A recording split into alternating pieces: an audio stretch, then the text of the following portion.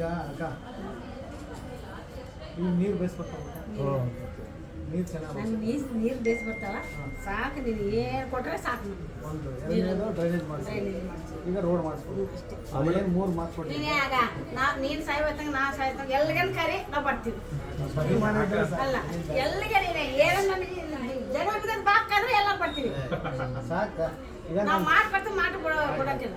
ಈಗ ರೋಡ್ ಒಂದು ಮಾಡಿಸ್ಕೊಡ್ತಂತ. ಆಮೇಲೆ ಅದು ಇದೇನೈತಲ್ಲ, ಅದು ಯಾವುದೋ ಶೌಚಾಲಯ, ಅದು ಮತ್ತೆ ತಗೊಂಡು ಮತ್ತೆ ನೀಟಾಗಿ ಮಾಡ್ತೀವಿ. ಬಾತ್ರೂಮ್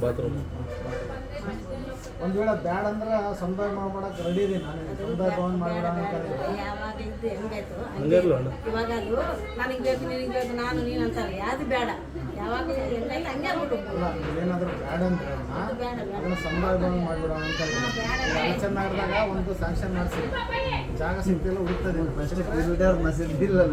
ಸಮುದಾಯ ಭವನ ಮಾಡಿಬಿಟ್ರೆ ಮಸೀದ್ಗೆ ಟೆಂಡರ್ ಆಮೇಲೆ ಬೇರೆ ನಾನು ಬೇರೆ ಇದೇ ಗಡಿ ಪಿಚ್ ಫುಲ್ ಸಾಫ್ ಫುಲ್ ಸಾಫ್ ಪಿಚ್